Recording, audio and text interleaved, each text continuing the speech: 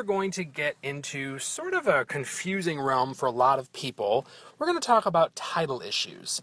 And I would say 90% of the average people out there have no idea what I even am talking about with title issues.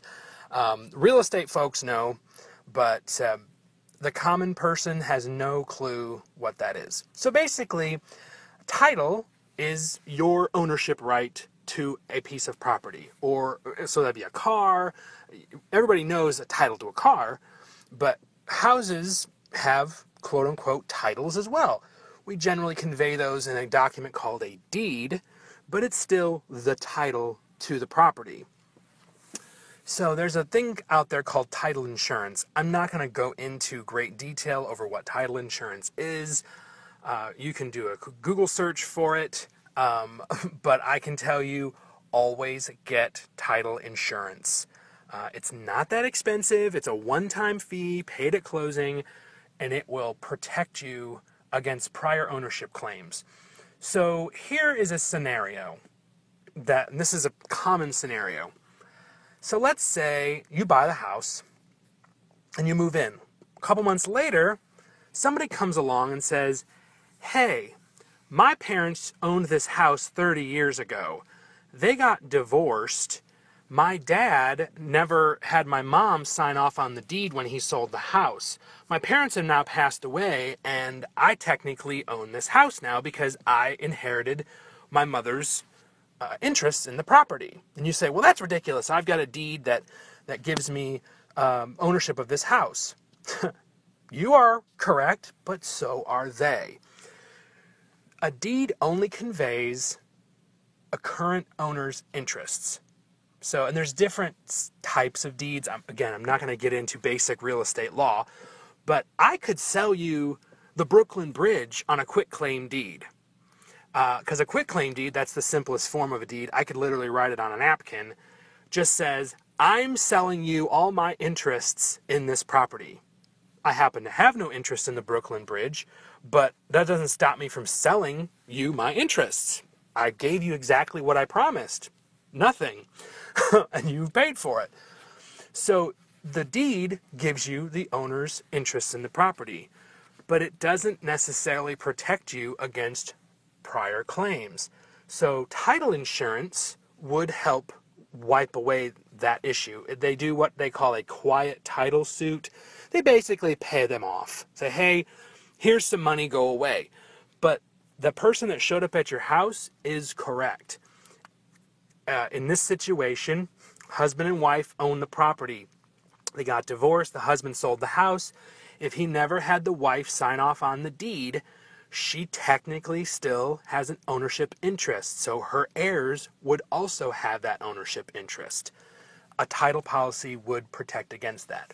Or if someone has built a fence on your property, things like that, that's what title insurance is for. It is worth every penny.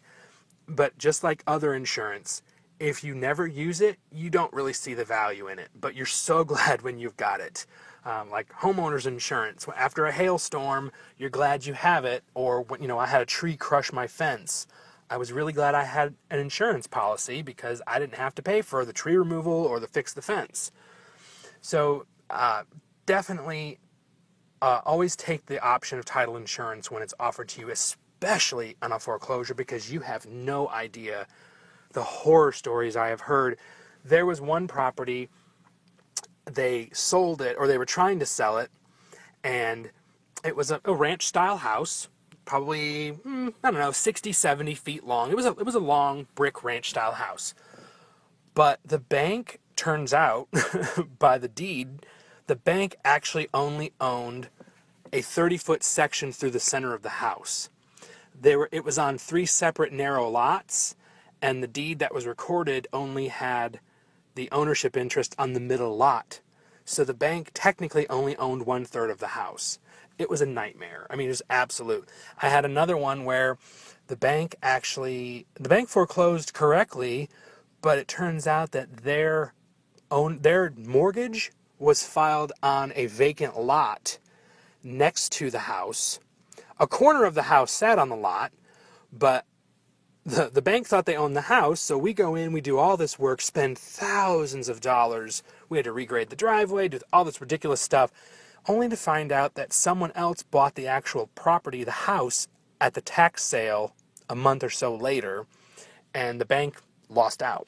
I mean, the bank lost hundreds of thousands of dollars on this property because they didn't actually own the house that sat on the adjacent lot. So we've talked about delays in the previous video. These are the types of title delays that you might encounter.